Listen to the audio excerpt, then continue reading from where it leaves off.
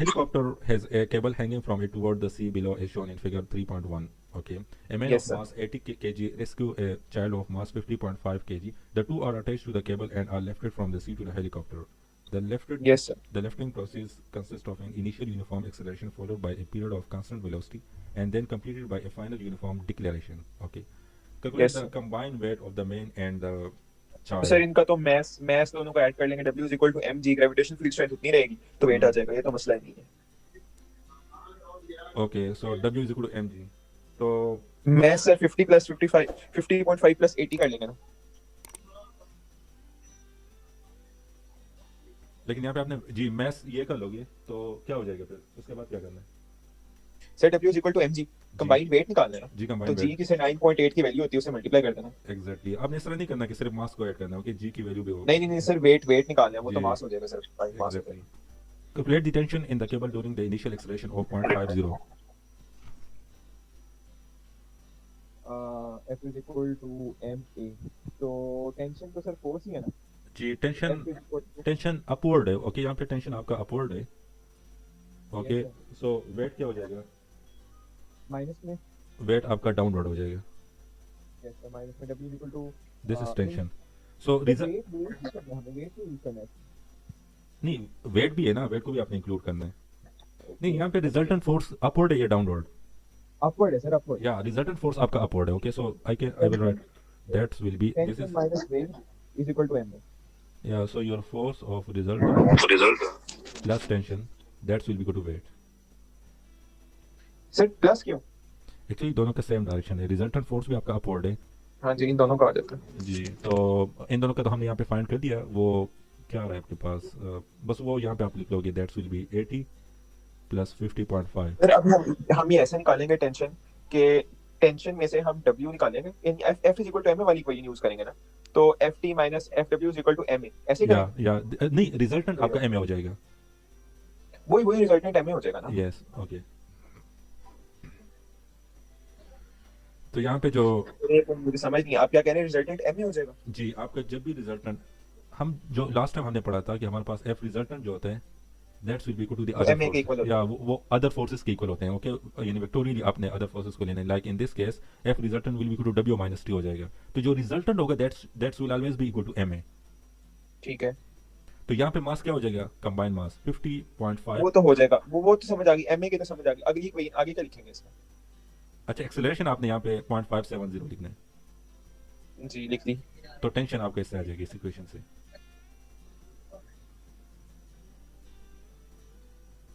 9.8।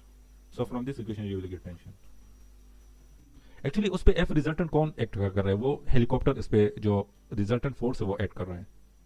Yes sir, बिल्कुल okay, वो उसकी अपवर्ड ऊपर की तरफ खींच रहे हैं और उस पे टेंशन फोर्स भी बिल्कुल है। अच्छा, बिल्कुल। अगर ये फोर्स जो हेलीकॉप्टर उस पे एक्ट कर रहा है, अगर ये ऊपर की तरफ जो खींच रहे हैं उसको अगर जीरो कर ले तो फिर आपका tension will be equal to weight, वो आपका यस सर। जीरो। ओके, क्योंकि फिर आप ये ऊपर की तरफ मूव नहीं करेगा। तो वो फोर्स भी अपवर्ड है जो ये हेलीकॉप्टर अप्लाई कर रहा है, ऊपर की तरफ खींच रहा है, वो फोर्स भी अपवर्ड है और टेंशन भी आपका अपवर्ड है। So that's two forces will be equal to this weight. अगर अगर जो हेलीकॉप्टर है वो जो जिस फोर्स से इसको कैच रहा है ऊपर की तरफ, अगर वो जीरो हो जाए यस सर। तो ये आपका रेस्ट पोजीशन पे आ जाएगा, लेकिन ये यहाँ ये इसी पोजीशन में हो जाएगा, ऊपर नहीं जाएगा। Got it? यस सर, बिल्कुल बिल्कुल रेस्ट पोजीशन में आ जाएगा तो इट मींस कि वेलोसिटी जीरो हो जाएगी, यानी अपवर्ड बिल्कुल, वेलोसिटी यानी जो है वो, tension is equal to weight हो यानी जाएगा। एक्सेलरेशन आपका जीरो हो जाएगा। जब एक्सेलरेशन जीरो हो जाएगा तो इट मींस कि अपवर्ड फोर्स जीरो हो गया। यस सर, टेंशन और वेट जीरो हो गए, नहीं, इक्वल हो गए, tension will be equal to weight, yes. लेकिन अगर इक्वल हो आप गए, एग्जैक्टली। अपवर्ड की तरफ ये कैच रहे, ऊपर की तरफ कैच रहे, तो आपने यहाँ पे एफ रिजल्टेंट ऐड करना है। लेकिन अगर डाउनवर्ड की तरफ आ रहे हैं तो फिर यहाँ पे आप इसको ऐड कर लो, F okay resultant. Okay okay okay, समझ गया। अच्छा, अब ऊपर की तरफ जा रहे हैं विद वेलोसिटी भी। ओके, सो जब वेलोसिटी आपके पास होगा तो इट मींस कि आपके एक्सेलरेशन के साथ जा रहे हैं, तो एक्सेलरेशन उन्होंने गिवन है that is equal to M A, 0.570। Acceleration is G given to you. बिल्कुल। ओके, सो आपने यहाँ पे पुट करने हैं मासेस क्या होंगे, दोनों के मास होंगे। तो दोनों के मास को ऐड कर लो, that's will be equal to 130.5 times 0.570 हो जाएगा plus tension is plus equal D, two ठीक हो गया, आपका ठीक हो गया, इससे आ जाएगा। समझ गया, अच्छा समझ गया, अच्छा, ठीक। टेंशन आपके पास क्या आ जाएगा, टेंशन आपका अपवर्ड था ना, तो इट मींस कि जो जो जिस फोर्स से ये हेलीकॉप्टर उसको ऊपर की तरफ खींच रहा है that force minus weight, so that's will be equal to tension. Exactly, weight minus that force. Yes. Got it. Got So it. from this equation you will get tension. Okay, next. अच्छा, during the final wait, इसको मैं थोड़ा सा zoom कर लेता हूँ. जी जी कर. During the final declaration, the tension in the cable is 1240 Newton. Calculate this declaration. तो tension हमें given है. Okay. सर वही इक्वेशन यूज हो जाएगी मेरे ख्याल से. मैथ्स हमें पता है और डिसेलेरेशन निकाल लेनी है बस उस इक्वेशन में से, और तो कुछ नहीं. Force that was F resultant plus tension will be equal to weight. So declaration होगा तो it means कि this will be minus m a हो जाएगा. Declaration में आपका acceleration माइनस हो जाता है. नेगेटिव हो जाता है. या सर वो चले हम नेगेटिव ना भी लगाएं तो कोई नहीं, at the end of the day हमें पता तो चल जाना है कि नेगेटिव है, क्योंकि डिवाइड ही होनी है, प्लस तो हो नहीं सकती एक्सेलरेशन. ओके, सो यहाँ पे आपका वो हो जाएगा tension is given to that is 1240 और मास Yes, का sir. 130.5 टाइम्स 9.8 आ जाएगा. और सर यहाँ पे भी हमें मैथ्स पता है तो वो लगा के इसमें से डिसेलेरेशन निकाल लेंगे. ये तो आपका एक्सेलरेशन जो है वो माइनस में आएगा. एग्जैक्टली. अच्छा, next question D. Calculate the time for which the man and child are moving with uniform acceleration. हमारे पास जो इक्वेशन होता है एक्सेलरेशन के, that is equal to change in velocity per unit time. So हमने time को Yes. Calculate करना है. That's will be equal to change in velocity divide by acceleration. Moving with uniform acceleration. Okay, sir पीछे जो हमने निकाली थी वो हमने क्या निकाला था भला पिछले वाले पार्ट में? बैक करिएगा एक दफा पेज. अच्छा, यहाँ पे हमें initial acceleration is given to us that is 0.570. तेरे को इनिशियल ही है वो यूनिफॉर्म है. ये देखे ना, तो lifting process consist of an initial uniform acceleration followed by a period of constant velocity जिसमें कोई एक्सेलरेशन नहीं है, then completed by a final uniform deceleration. तो ये इनिशियल ही है सर जो यूनिफॉर्म है.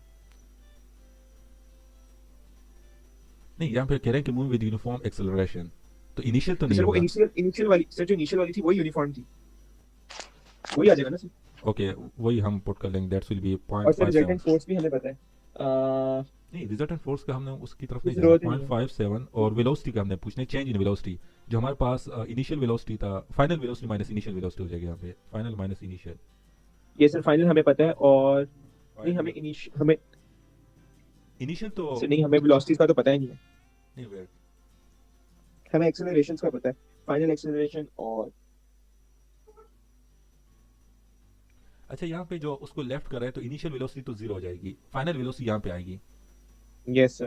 तो फाइनल वेलोसिटी हमारे पास क्या होगी? काफी टेक्निकल सवाल है. जी नहीं, इन्होंने वेलोसिटी हमें गिवन नहीं है, वेलोसिटी देनी चाहिए थी. Yes sir.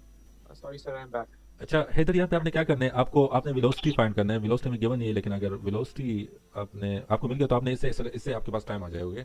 लेकिन यहाँ पे जो नेक्स्ट पार्ट है उसमें डिक्लेरेशन का उन्होंने जिक्र किया है. Yes sir, deceleration. Moving with uniform deceleration. तो डिक्लेरेशन में आपने क्या करना है, यहाँ पे एक्सेलरेशन आपका नेगेटिव हो जाएगा. ओके, माइनस ए हो जाएगा. तो that's will be equal to U minus V हो जाएगा डिवाइड बाई ए. तो यहाँ पे क्या हो जाएगा, आपका फाइनल जो होगा that's will be equal to, या यहाँ पे आपका जो वेलोसिटी होगा, जो वेलोसिटी आपने यहाँ पे लिए वो वेलोसिटी आपने यहाँ पे लेने. So that's will be equal to, या आप इस तरह भी कर सकते हो कि ये इक्वेशन यूज कर लो. तो डिक्लेरेशन में क्या होता है, इस तरह आता है. ओके, नेगेटिव एक्सेलरेशन होगा तो फाइनल आपका जीरो हो जाएगा. दिस विल बी जीरो और माइनस यू हो जाएगा. So that's will be equal to minus U divide by acceleration that is 0.57. Acceleration आपका नेगेटिव में होगा क्योंकि डिक्लेरेशन है. सो दिस वो नेगेटिव नहीं होना है सर. इससे आपके पास वो टाइम आ जाएगा. अच्छा, उसके बाद जो पार्ट है दैट इज, उसमें हमने स्केचिंग करना है. ओके, तो वेलोसिटी वाई एक्सिस पे हमें वेलोसिटी गिवन है, यहाँ पे हमें टाइम गिवन है. तो वेलोसिटी एक्सेलरेशन आपके पास आ जाएगा इस यहाँ से, move with uniform acceleration. Okay, the time for which the man and move with uniform acceleration. फिर यूनिफॉर्म डिक्लेरेशन. तो यूनिफॉर्म एक्सेलरेशन मींस कि आपका वेलोसिटी और टाइम का जो ग्राफ होगा वो कुछ इस तरह होगा. This is uniform acceleration. Okay, यहाँ पे आप कोई भी पॉइंट ले लो तो वहाँ पे आपका एक्सेलरेशन कांस्टेंट ही रहेगा, एक ही वैल्यू होगी एक्सेलरेशन की. इस तरह नहीं होगी Yes, एक्सेलरेशन एक की वैल्यू चेंज होती जाएगी. Constant value. जी, तो आपने यहाँ पे आपके पास टाइम आ जाएगा. Okay, let's say that is 5 second. यहाँ पे आपके पास 5 सेकंड है, तो आपने 5 सेकंड तक इस तरह जाना है. और लेट्स से वेलोसिटी आपको 2 गिवन है या 1 गिवन है, तो आपने यहाँ तक इस तरह इसको ड्रा करना है. यूनिफॉर्म एक्सेलरेशन होगा. उसके बाद क्या होगा, for 20 second velocity is constant. तो जब कांस्टेंट वेलोसिटी होती है तो वो आपको उसका ग्राफ इस तरह होगा, कांस्टेंट वेलोसिटी. तो 20 सेकंड के लिए आपने उसको कांस्टेंट रखना है. So this is 5, this will B 10, 15 and 20 तक कांस्टेंट हो गया. उसके बाद यूनिफॉर्म कांस्टेंट हो गया. डिक्लेरेशन भी let's say that is Deceleration. Also 5 second. So ये आपका इस तरह नीचे आ जाएगा. बिल्कुल ठीक. डिक्लेरेशन. ओके, सो ये ग्राफ आपका इस तरह कुछ बन जाएगा.